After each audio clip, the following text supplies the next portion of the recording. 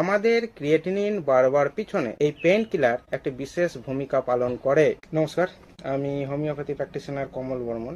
আজকে আলোচনা করব ক্রিয়েটিনিন কেন আমাদের বাড়ে। ক্রিয়েটিনিন লেভেল বাড়বার বিভিন্ন কারণ হতে পারে। আমি কিছু কারণ উল্লেখ করব যেগুলো মেন কারণে হতে পারে। সেগুলো হলো, 1 নম্বর, পেন কিলার বা ব্যথার বড়ি বা ব্যথার ট্যাবলেট। আমরা যারা সাধারণ মানুষ রয়েছি বা যারা গ্রামগঞ্জের মানুষ রয়েছি, আমরা জেনে অথবা না জেনে আমরা অনেক সময় নিজে থেকেই পেন কিলার কিনে খাই, বা কোনো কোয়ালিফাইড ডাক্তারবাবু হয়তো দিনে 2টো করে ট্যাবলেট 5 দিনের জন্য দিয়েছেন, কিন্তু আমরা এই ওষুধটা খেয়ে হয়তো সাময়িক সময়ের জন্য ব্যথা আরাম পড়েছে, কিন্তু আমরা নিজে থেকে সেই ব্যথার বড়িটাকে বা পেন কিলারটাকে নিয়মিত বছরের পর বছর খেতে থাকি, কিন্তু রোগী নিজে জানেও না যে তার নিজেই কত বড় সর্বনাশ করে চলেছে। কারণ আমাদের ক্রিয়েটিনিন বাড়বার পিছনে এই পেন কিলার একটি বিশেষ ভূমিকা পালন করে। তাই একজন ডাক্তারবাবু যখন একটি রোগীকে একটি পেন কিলার প্রেসক্রাইব করে, তখন বিভিন্ন দিক ভেবে চিনতে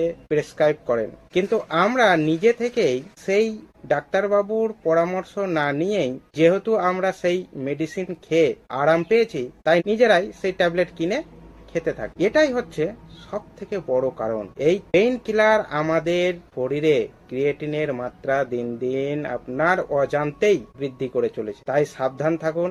যখন আপনার এই ধরনের পেন কিলার আপনার ডক্টরবাবু প্রেসক্রাইব করবেন, যতদিনের জন্য প্রেসক্রাইব করবেন আপনি ততদিনই খাবেন। পরবর্তীতে যদি প্রয়োজন পড়ে আপনার ডক্টরবাবুর সাথে পরামর্শ অবশ্যই করে নেবেন, কারণ আপনার কিডনি যদি একবার নষ্ট হয়ে যায় সেটা কিন্তু আর ফেরত পাবেন না। 2 নম্বর, আমাদের শরীরে কিডনি হচ্ছে বর্জ্য পদার্থ নিষ্কাশনের বা বজ্র পদার্থ শরীর থেকে বের করে দেওয়ার একটি প্রধান অঙ্গ। কিন্তু কোনো কারণে যদি আমাদের এই কিডনি সঠিকভাবে কাজ না করে, তখন আমাদের শরীরের বর্জ্য পদার্থ শরীর থেকে বাইরে বেরোতে পারে না। ফলে আমাদের শরীরে জমতে থাকা ক্রিয়েটিনিন আমাদের শরীরে ক্রিয়েটিনের মাত্রা বাড়িয়ে দেয়। 3 নম্বর, আমরা অনেকেই আছি পিপাসা লাগা সত্ত্বেও আমরা জল পান করি না। আমরা জানিও না যে যদি আমাদের শরীরে পর্যাপ্ত পরিমাণ জল না থাকে, আমাদের শরীরে কিডনি সঠিকভাবে কাজ করতে পারে না। এর কারণেও কিন্তু আমাদের শরীরে